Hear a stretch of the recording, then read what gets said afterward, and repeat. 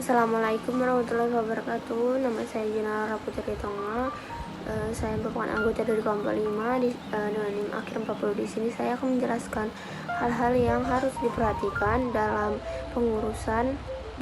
dalam hubungan pengurusan jenazah.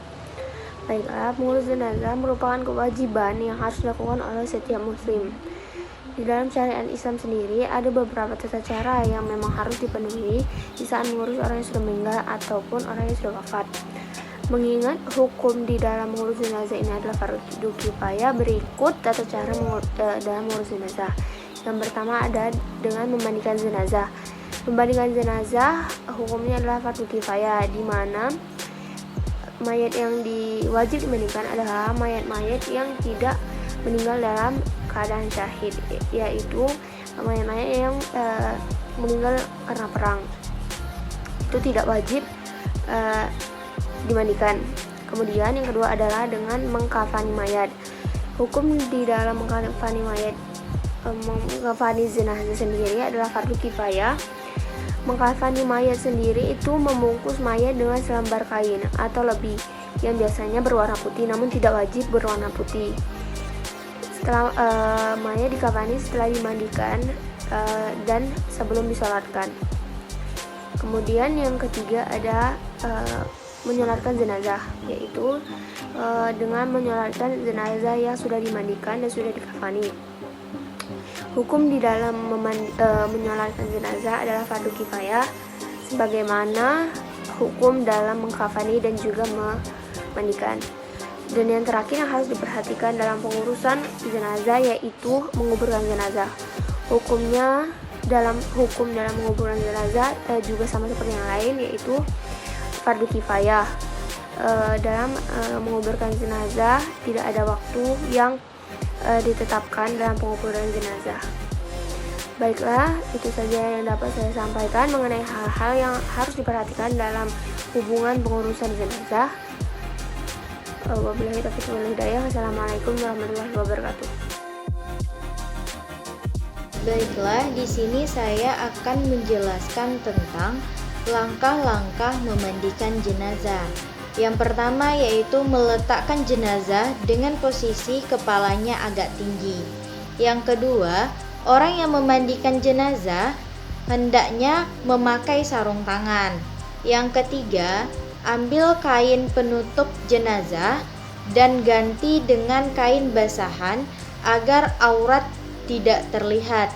Yang keempat, setelah itu bersihkan dengan menggosok dengan lembut giginya, lubang hidung, lubang telinga, celah ketiaknya, celah jari tangan dan kaki, serta rambutnya. Yang kelima, bersihkan kotoran jenazah, baik yang keluar dari depan maupun dari belakang terlebih dahulu. Caranya, tekan perutnya perlahan-lahan supaya kotoran yang ada di dalamnya keluar.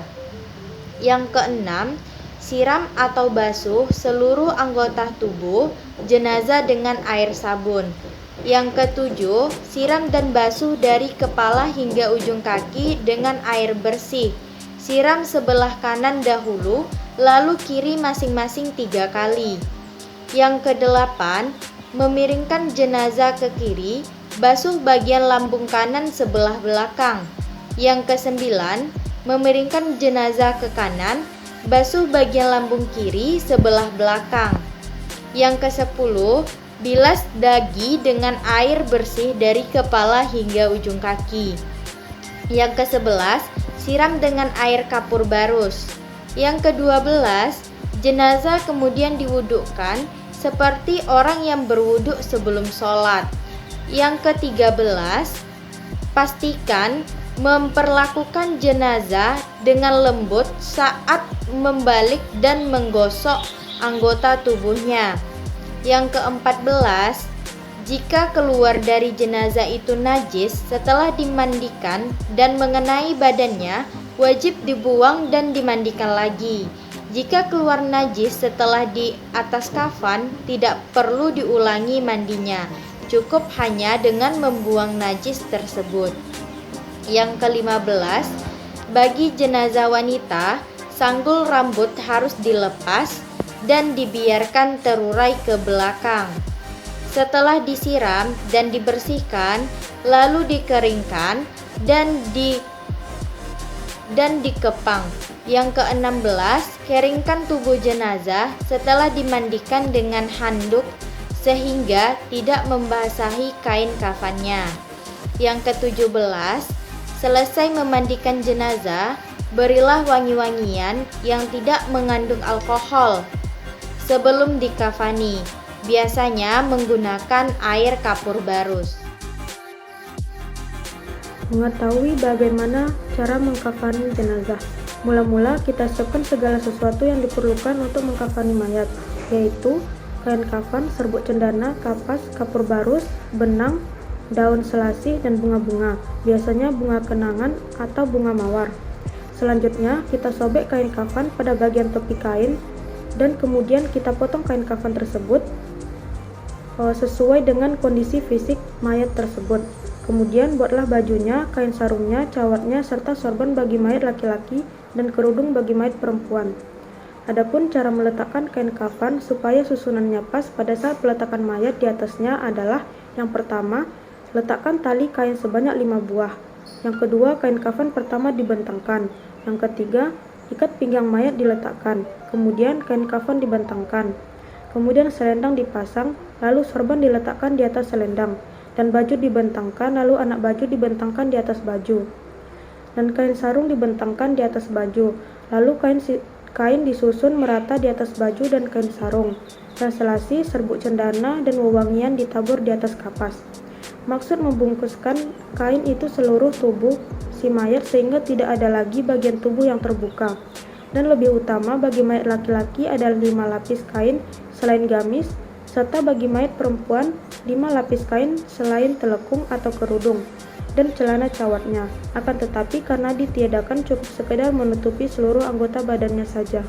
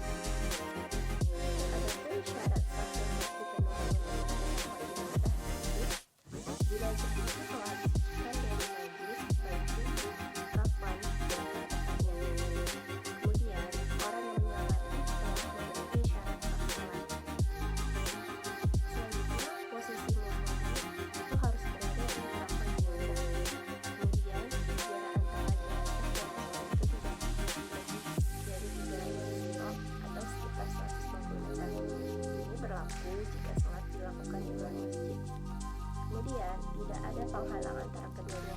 Misalnya, seandainya jenazah itu berada dalam keranda, maka keranda tersebut tidak boleh dipakai. Kemudian, bila jenazah hadir, maka orang menyolati juga harus hadir di tempat tersebut. Adapun tata cara sholat jenazah yaitu: yang pertama adalah niat. Niat untuk jenazah laki-laki itu sebagai berikut: Bismillahirrahmanirrahim. Usolli ala hadzal mayyiti arba'a takbirati fardhu kifayati lillahi ta'ala. Jika dia menjadi imam, maka ganti menjadi imam. Jika makmum, ganti menjadi makmum. Sedangkan untuk perempuan itu Bismillahirrahmanirrahim. Usolli ala hadzal mayyiti arba'a takbirati fardhu kifayati lillahi ta'ala. Kemudian takbir pertama membaca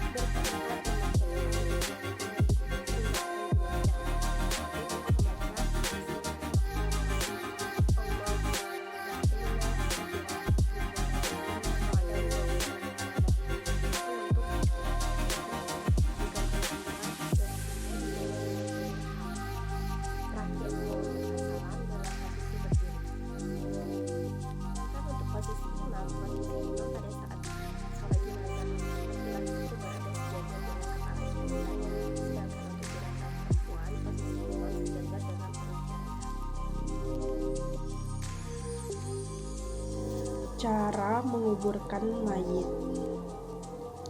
Jadi kaifiyah menguburkan mayit. Yang pertama, wajib mengubur mayit itu sekira-kiranya tiada tercium baunya, dan tidak bisa pula binatang-binatang buas membongkarnya. Dan yang paling sempurna, hendaklah lubang kubur itu lapang dalamnya kira-kira 4,5 hasta. Kedua, hendaklah mayit itu dibaringkan atas lambung kanannya yang bersamaan dengan pipinya supaya bertemu dengan tanah, dan dikalung kepalanya sedikit dengan tanah supaya terangkat kepalanya dari tanah itu.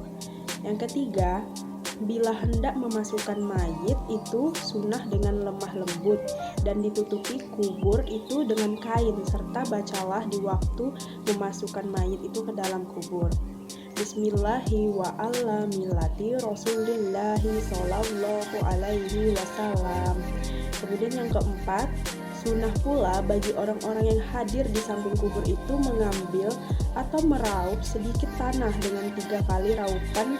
Bacalah pada kali yang pertama, minha khalaqnakum Allahumma lakhinuhu inda millati khuzja jahat tahu. Jika mayit itu perempuan, gantilah ucapan lakhinuhu dengan lakhinha, dan husjatahu dengan husjataha. Dan pada kali yang kedua, baca pula wa fiha nu'idukum Allahumma taqabwa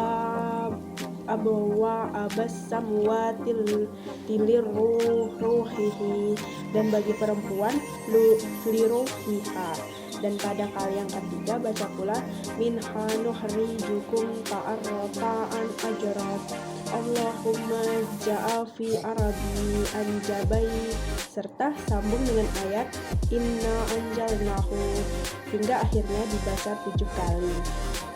Kemudian dimasukkan tanah itu ke dalam kuburnya. Mudah-mudahan tidak diazab atau disiksa oleh Allah Subhanahu wa taala mayit itu di dalam kuburnya.